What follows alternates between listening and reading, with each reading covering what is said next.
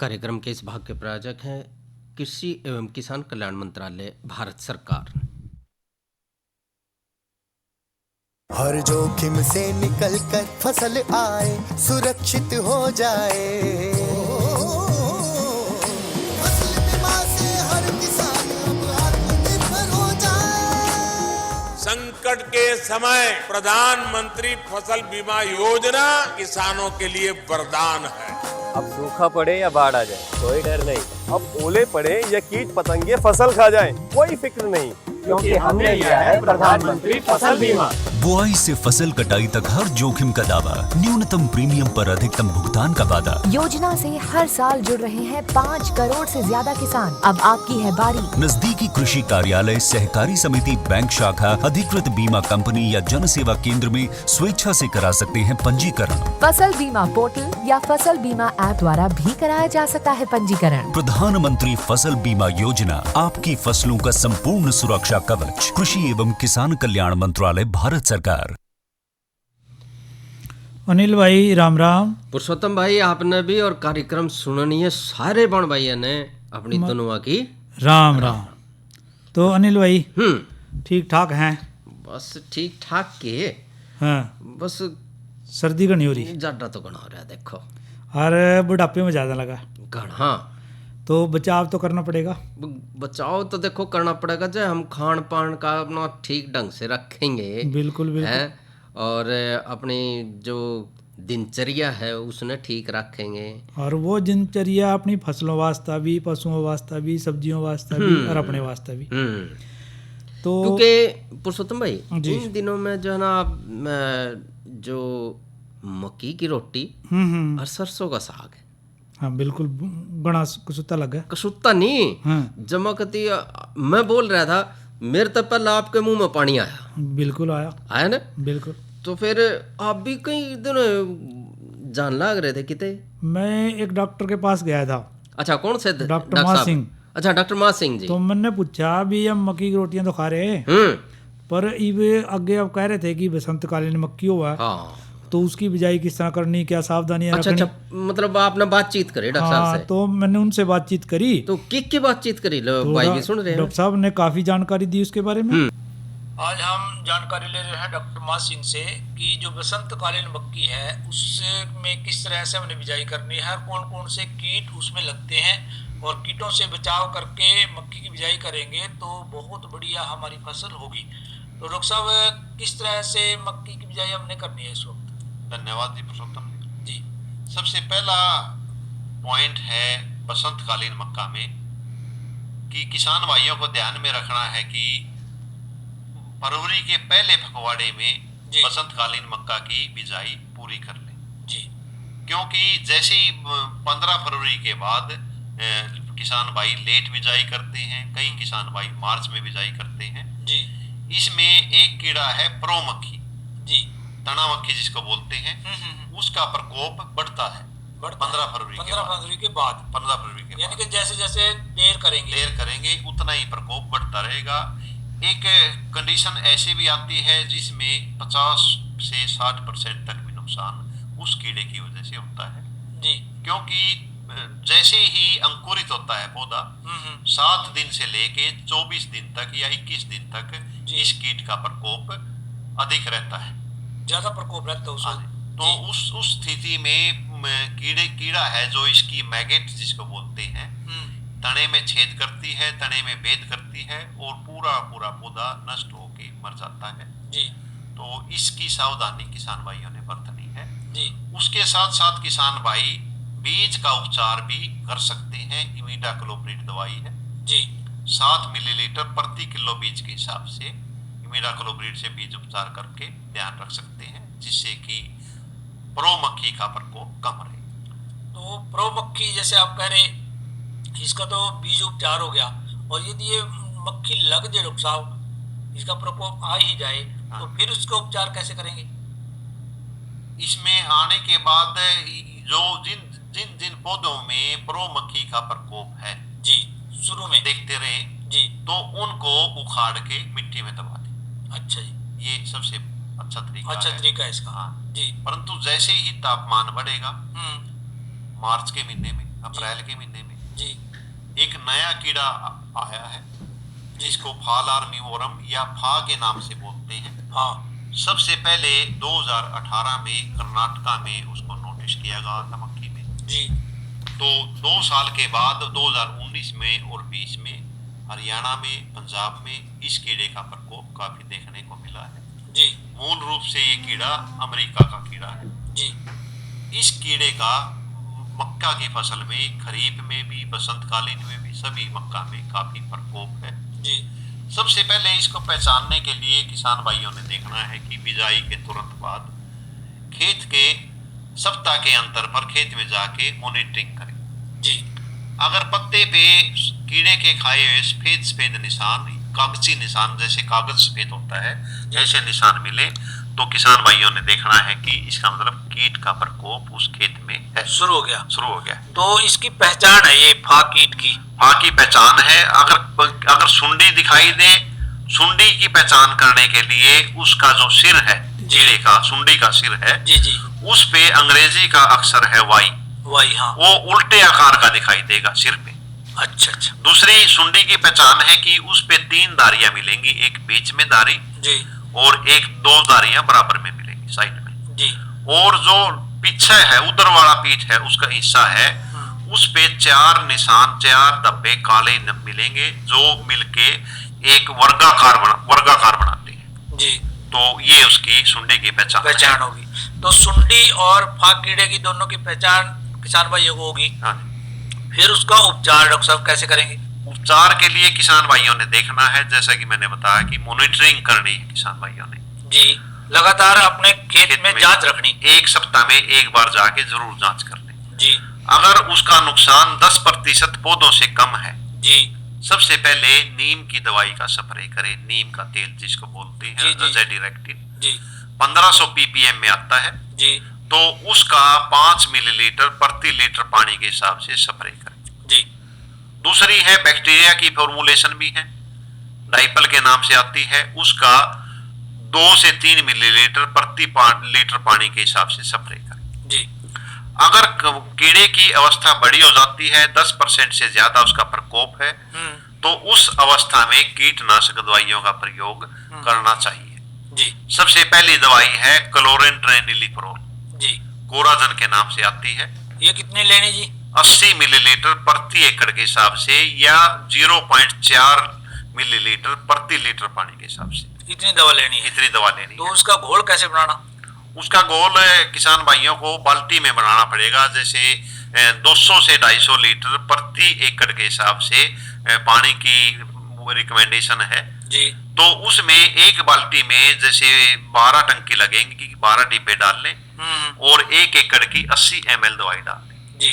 तो हर एक टंकी में पानी की स्प्रे की टंकी में 1-1 डिब्बा उसको हर टाइम लकड़ी के डंडे से हिलाते रहें, घुमाते रहे ताकि वो बैठे ना नीचे। हाँ जी जी, घुल जाए अच्छी तरह। हाँ जी। दूसरी दवाई है इमामेक्टिन बेंजोएट के नाम की जी। उसकी भी डोज यही है 0.4 मिलीलीटर प्रति एकड़ के हिसाब से न प्रति लीटर पानी के हिसाब से या एकड़ के हिसाब से 80 मिलीलीटर प्रति एकड़ के हिसाब से जी। उसको भी इसी तरीके से स्प्रे करना है। इन दोनों दवाइयों में से किसी एक दवाई का स्प्रे कर लें। एक का करना है? हाँ जी। अगर तो स्प्रे करने का तरीका डॉक्टर साहब कैसे रहेगा? स्प्रे करने का तो जो नैपसैक स्प्रेयर है जी उसमें जो नोजल है, नोजल का फवारा बारीक रखें जी और पानी की मात्रा पूरी रखें 200 से 250 लीटर पानी जी। प्रति एकड़ के हिसाब से जी।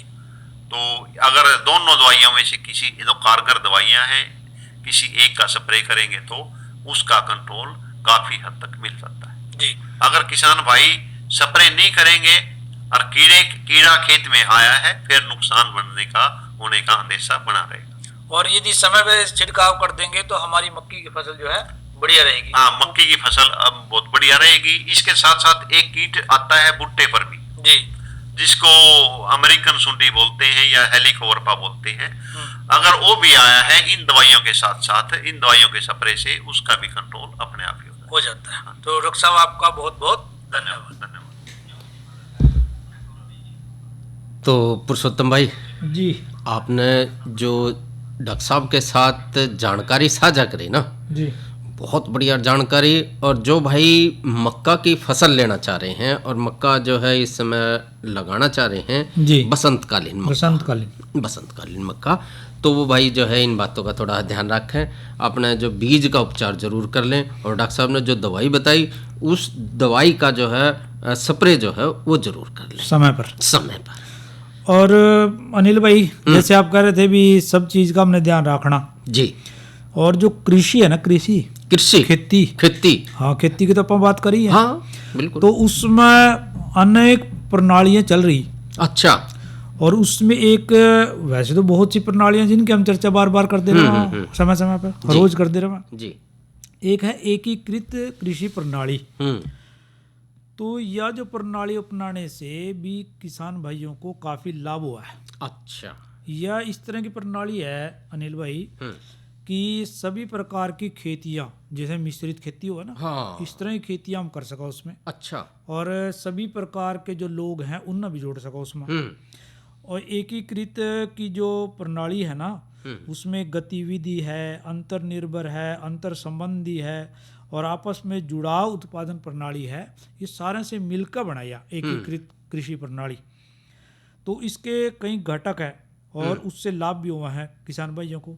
जैसे इसके क्या घटक हैं कि जैसे मिश्रित खेती है, अनाज की बहुस्तरीय फसलें हैं, दालें हैं, तिलहन है, चारा है, सब्जी है, फूल है या कोई और भी है।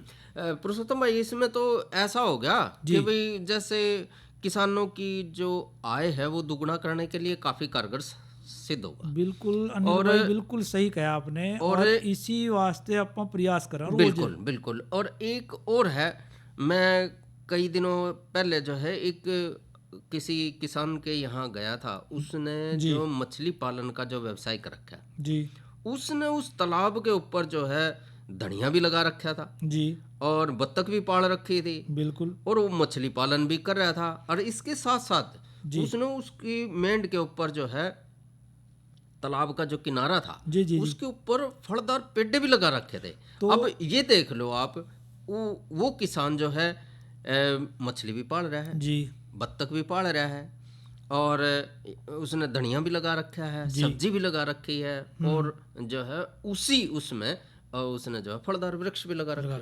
तो अनिल भाई, बिल्कुल आपने सही फरमाया, यही एकीकृत कृषि प्रणाली है जी, कि उसका जो है, जो पशु की बात कर रहे आप, मछली की बात कर रहे, तो उसका पशुओं से भी जुड़ाव है जी, मछली से भी है, मुर्गी से भी है, सब्जी से भी है। तो ये सारी की सारी चीजें जब उगाता है वो, तो ये सारी चीजें एक ही जगह या एक ही स्थान पर या अपनी खेती में जी, तो उसी को हम एकीकृत प्रणाली बोल रहे हैं जी। उसके काफी लाभ जो है एक किसान को होते हैं, और उससे एक लाभ उठा करके वो अपनी जो आय है वो बढ़ा सकता है। और साथ में ये भी है अनिल भाई कि उसने सारे साल जो है आमदन मिला है, और वो किसानों से भी जुड़ रहा, पशुपालक से भी जुड़ रहा, सब्जी पालक से भी जुड़ रहा, और जितना और भी किसी से जुड़ सका है वो, और सब से जुड़ रहा है वो, और उसकी हर चीज का प्रयोग हो रहा है। और एक और बात है पुरुषोत्तम भाई, जो उनका क्या करना भाई, दूसरे को सहारा देना जी जी जी, सहारा देने का मतलब ये है कि जो बेरोजगार भाई हैं उनको भी जो है वो उनको जोड़ रहा बिल्कुल, और साथ में पर्यावरण की सुरक्षा भी अनिल भाई से हो रही जी। तो इसलिए हम ये भी उम्मीद करेंगे कि जो अपने किसान भाई हैं कोशिश करें कि एकीकृत कृषि प्रणाली जो है वो अपनावा, और उससे खूब लाभ जो है हम ले सकें। तो पुरुषोत्तम भाई जी, आप मेरा इशारा समझ रहे होंगे, और बिल्कुल समझ रहा मैं, और भाई बिल्कुल तैयार बैठे हैं जी, और सुनेंगे यू लोकगीत जी।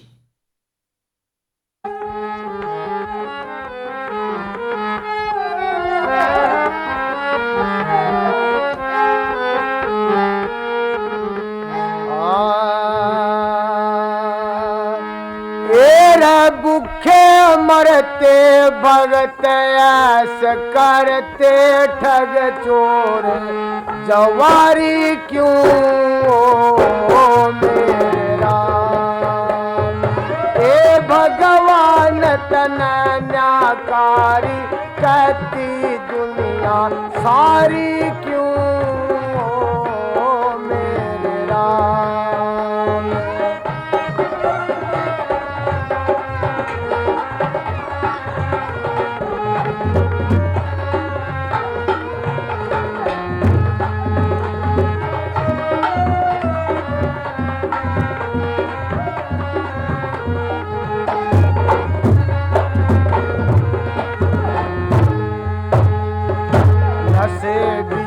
मैं मस्त दुष्ट सुख की निंद्रा सोते देखे, सतवादी सतपुरुष भूख में जिंदगानी खोते देखे।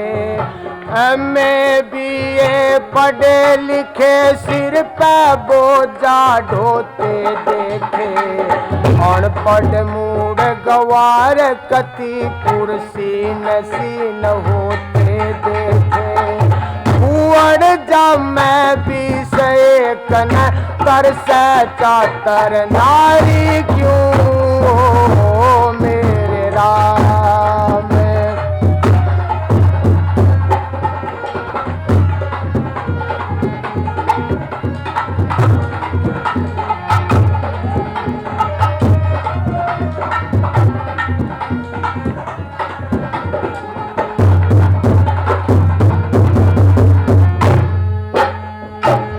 सुध सब तंत्र संतोषी महाकष्ट विपत बरते देखे, डूबे सुने तराक बलि कायर के हाथ मरते देखे।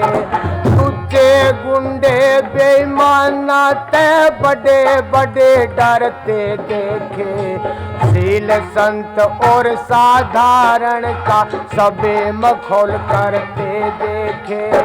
सूम माल भरपूर दर बेदर दाता करे, भिखारी क्यों हो मेरे राम।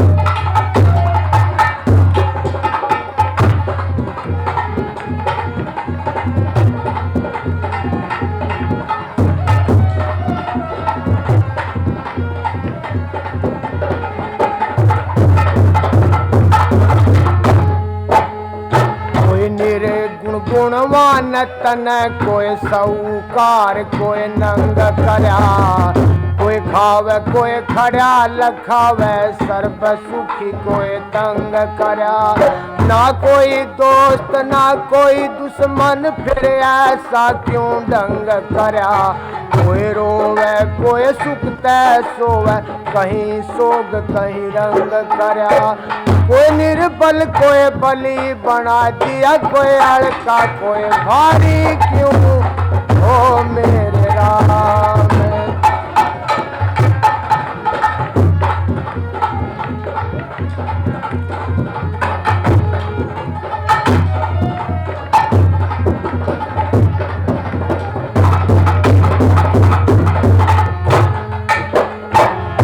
का बरी जीव रचा, शेर सरफ और सूरतन है, सिंबल वृक्ष किया निसफल केले में रचा कपूरतन है। कोयल का रंग रूसा कर दिया, बुगले को दिया नूरतन है, सांगर टिंड बिरज में कर दिए काबल करे अंगूरतन है। बुद्धू और कानू गो हो गए हरि के पटवारी क्यों हो मेरे राम।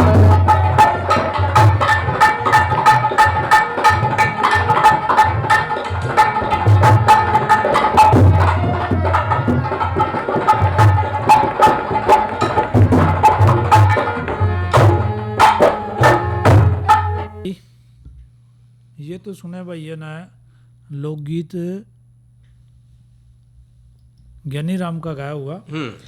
और इब हम बात करने वाले हैं मौसम और कल जो कार्यक्रम रहेगा उसके बारे में। जी तो मौसम के बारे में भाइयों को जानकारी जरूर साझा करो। मौसम के बारे में तो आप देख ही रहे हो कि कहीं कहीं बूंदाबांदी और जो है हल्की बारिश होने की संभावना है जी। और न्यूनतम और अधिकतम तापमान में जो मैदानी इलाके हैं उनमें बढ़ोतरी होने की संभावना है जी। लेकिन बदलावरी जो है वो रहेगी और कल शाम से ताज़ा जो होने की भी संभावना है जी। और इसके अलावा जी हरियाणा के जो कई हिस्से हैं उन हिस्सों में कहीं कहीं दोबारा से यानी कि 22 तारीख तक कहीं कहीं हल्की बूंदाबांदी और तेज बारिश होने की भी संभावना।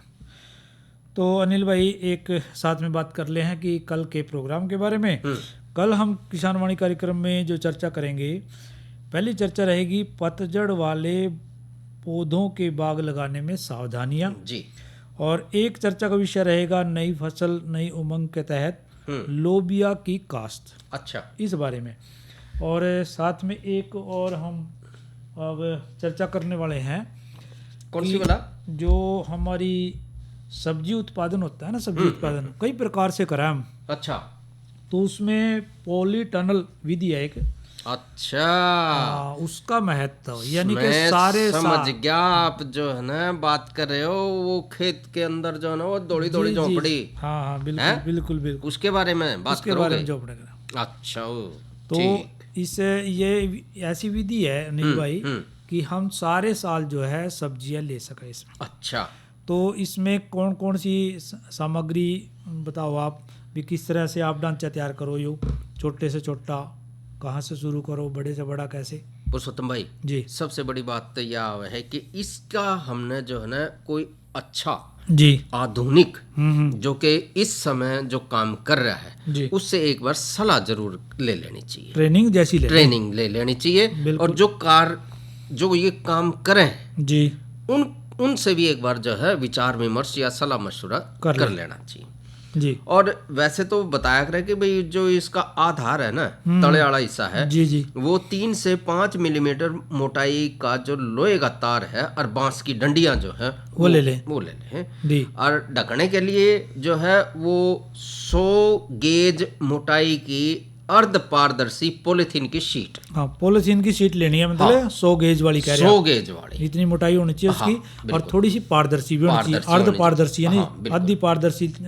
देखना पता है भाई ने सारा। हाँ भाई, जाना है इसके बारे में जी। और लोहे के तार को जो है लगभग 1 मीटर लंबाई के टुकड़ा में काट के और गोले हे बना ले जी, यानी कि अर्ध चंद्राकार हूप तैयार कर ले जी। और इन हूप के दोनों सिरों के ऊपर जो है मिट्टी में 7 से 8 सेंटीमीटर जो है रोपते हुए पानी की नाली की लंबाई के ऊपर एक छतनुमा फ्रेम जो है वो तैयार करते हैं। यानी कि अच्छी तरह बांध दे, फ्रेम बना देगा। हाँ, फ्रेम सा बना दे और छत बन जाएगी उसकी। हाँ, उसकी छत बन जाएगी यानी कि क्यारी के ऊपर आ जाएगा, बांध दे उसने। हाँ बस जी। और हर एक ऊप के दोनों सिरे के बीच में जो दूरी है वो 1 मीटर होनी चाहिए। 1 मीटर की झोपड़ी बनानी है। हाँ, 1 मीटर का जो लूप सा जो हमने तैयार करा है जी। और 2 लूपों के बीच की दूरी जो है आधा मीटर जी।